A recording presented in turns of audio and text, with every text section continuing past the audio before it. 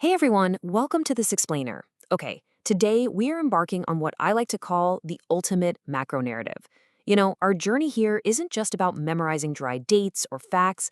Instead, we're tracking this massive 3 billion year progression. We're going from literally floating atoms in a petri dish of a world all the way up to the incredibly complex, interconnected societies that you and I live in right now. Okay, let's dive into this. Instead of getting bogged down in individual battles or isolated rulers, we're going to explore this grand cycle of civilization through 4 distinct thematic acts: the agricultural spark, laws, gods, and kings, the clash of beliefs, and finally, a world interconnected. All right, let's kick things off with Act 1, the agricultural spark. This is a genuinely crucial era where human ingenuity fundamentally altered our relationship with nature, and shockingly enough, our own biology. So let's just sprint through deep time for a second. Imagine this. 3 billion years ago, we were literally just tiny atoms. By 6 million years ago, boom, the first hominids emerge. Then we see Homo erectus leaving Africa around 1.9 million years ago. But the real game changer, the thing that flips the script entirely, hits around 4000 BCE in Mesopotamia, specifically in the Sumerian city of Uruk. They invented the hand mill, crushed up cereal grains like wheat and barley, and just like that, sparked the dawn of agriculture. For the very first time, we weren't just hunting and gathering anymore. We were actually creating our own food source. Now, what's really interesting about this is the great paradox of progress.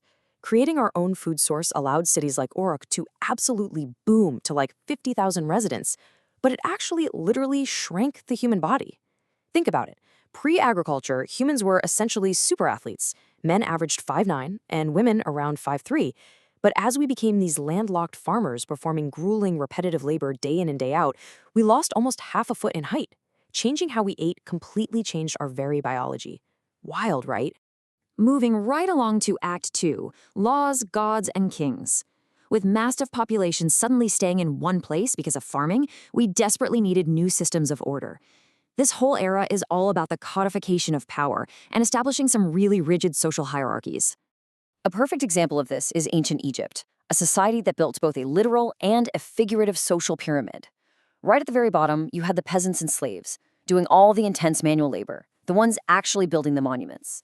Just above them were the artisans and merchants, then you had the scribes and soldiers, and near the very top, the bureaucrats. But at the absolute peak, the pharaoh. The pharaoh was seen as the supreme mediator between gods and men, and this entire massive pyramid was designed essentially to ensure his immortality in the afterlife. Meanwhile, over in Mesopotamia around 1772 BCE, order took a strict and honestly incredibly blunt legal form. King Hammurabi carved 282 laws into this massive stone slab. What this did was establish a society where human value had a literal price tag attached to it. Destroy a noble's eye, well, you lose your own eye. But destroy a slave's eye, you just pay half their market value. It was orderly, for sure, but equal? Not even close. Now, shifting over to the East, the Zhou dynasty introduced this brilliantly philosophical framework for power known as the mandate of heaven. The basic idea was that heaven granted the right to rule, but crucially, it wasn't a permanent right. It was all about virtue. The ruler's virtue actually determined their legitimacy. If a dynasty lost its divine blessing because of poor leadership, heaven would literally send signs, or talking massive floods, droughts, or earthquakes, signaling that it was time for a new ruler to take over. It was, in a very real way, one of history's absolute earliest frameworks for holding leadership accountable. At the exact same time, ancient Greece was busy running 2 radically different political experiments practically side by side. On one hand, you had Sparta. Sparta was defined by this brutal, rigid military focus, where boys were taken young just to train for war, and it was ruled tightly by aristocrats. Contrast that with Athens, which was this complex, chaotic, buzzing democracy where 30,000 voting citizens debated loudly. They even selected a council of 500 randomly using this intricate machine made of tubes and balls called a clearterion. Talk about a completely different vibe. And this brilliantly illustrates a key point. Not everyone was a fan of this chaotic Athenian experiment. The philosopher Plato, he absolutely despised it. In his famous book, The Republic, he made this argument. Look, you wouldn't let a random person navigate a ship without studying the winds, right? So why on earth would you let a random citizen navigate a state?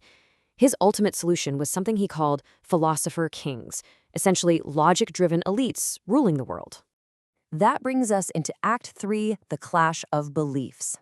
This marks our transition into an era where spiritual awakenings and massive religious ideologies really began to aggressively shape and eventually divide the global map. Over in India, you have the story of a spoiled prince named Siddhartha Gautama. He lived in this totally utopian palace, completely shielded from any kind of hardship. But one day, he steps outside and witnesses an old, dying man on the street. It hit him hard. He realized the human experience wasn't just this perfect bubble. So he literally leaves all his luxury behind, and after years of seeking answers, he meditates under a fig tree. There, he achieved enlightenment, which is basically a state of inner peace transcending the ego, and he became known to the world as the Buddha. Around the same historical period, the rise of monotheism was fundamentally shifting the tectonic plates of global power. Think about this. A totally routine census ordered by the Roman Emperor Caesar Augustus required a journey to Bethlehem. That single bureaucratic event set the historical stage for the birth of Jesus and the immense, unparalleled rise of Christianity right out of the Roman Empire. Centuries later, over in the city of Mecca, Muhammad received revelations, survived a massive trench siege in Medina, and successfully united the entire Arabian Peninsula under the banner of Islam. Both of these faiths fundamentally altered the political map forever. Of course, these clashing beliefs inevitably led to some incredibly bloody conflicts over holy sites. The Crusades saw this brutal, century-spanning back and forth for Jerusalem. After the Church of the Holy Sepulchre was destroyed in 1009 AD, Pope Urban II called for a holy war in 1095. The Crusaders managed to take Jerusalem in 1099, only for the Muslim commander Saladin to reconquer it in 1187. But here's the crazy part. Despite multiple massive campaigns from some of the most powerful European monarchs over the centuries, these religious wars largely ended in a stalemate, or just outright failure for the Crusaders. Which brings us to our final chapter, Act 4, A World Interconnected. Here is where expanding empires, global trade, and yes, devastating pandemics inextricably link the human race together. To truly understand the sheer scale of empire expansion during this time, consider this staggering statistic: 8%. Today, roughly 8% of men in South Asia descend directly from Genghis Khan. Let that sink in for a second. By uniting nomadic tribes, he built an empire stretching all the way from the Sea of Japan to the Caspian Sea. The genetic legacy of the Mongol conquests is this stark, living reminder of their unprecedented and honestly terrifying scale. Let's move to and see how this builds into something even bigger. This brutal expansion actually paved the way for unprecedented global trade and extreme wealth. It was the pursuit of riches that drove this intense interconnectedness across the globe. You had the Han Dynasty establishing the Silk Road, which linked Chinese silk all the way to the Middle East and Europe. Over in Africa, the incredibly wealthy Mansa Musa literally crashed local economies by giving away just way too much gold on his pilgrimage to Mecca. And then you have European conquistadors armed with gunpowder and immunity to certain diseases who conquered the Americas, devastating the Aztec and Incan empires in their ruthless pursuit of wealth. But, all this interconnectedness brought some serious biohazards. The bubonic plague, which spread like wildfire via trade routes like the Silk Road, had an absolutely shocking death toll of 75 to 200 million people. It's hard to even fathom that number. Yet, there was a completely counterintuitive result to this tragedy. This massive loss of life created a severe labor shortage across Europe. With way fewer workers available to farm the land, landowners were basically forced to concede better conditions and allow farmers to keep more of their product. It essentially birthed early forms of workers' rights. Now, as society started to rebuild during the Renaissance, the grim realities of power were laid out and codified by Niccolò Machiavelli in his famous political manifesto, The Prince. He wrote, "It is much safer to be feared than loved." He really outlined the cynical reality of power, explaining exactly how elites maintain their control over the working class. His point was that the ordinary farmer wouldn't rebel because the dread of punishment and the constant fear of foreign invaders kept them in line. It was all about ensuring compliance in a highly volatile world. And Europe was certainly volatile, to say the least. But after decades of the brutal, religiously fueled 30 Years' War between Protestants and Catholics, a massive turning point arrived in 1648. The Peace of Westphalia didn't just end a massive conflict. It fundamentally invented the modern concept of state sovereignty.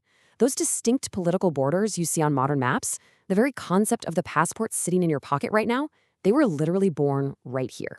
So the crucial point is that the dawn of the modern era completely reshaped the foundations of civilization.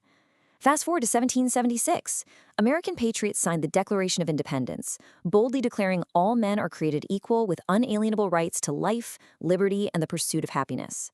And that very same year, Adam Smith published The Wealth of Nations, laying the groundwork for modern laissez-faire economics. The age of kings was rapidly, undeniably making way for the age of ideas. Which brings us to the ultimate question. Are we still caught in the cycle of empire, or have we finally broken the wheel? As you look around at our modern, deeply interconnected world today, ask yourself, are the mechanisms of power and expansion really that different from antiquity? Or are we just running the exact same human experiment but with better technology? Think on that for a bit, and as always, keep exploring.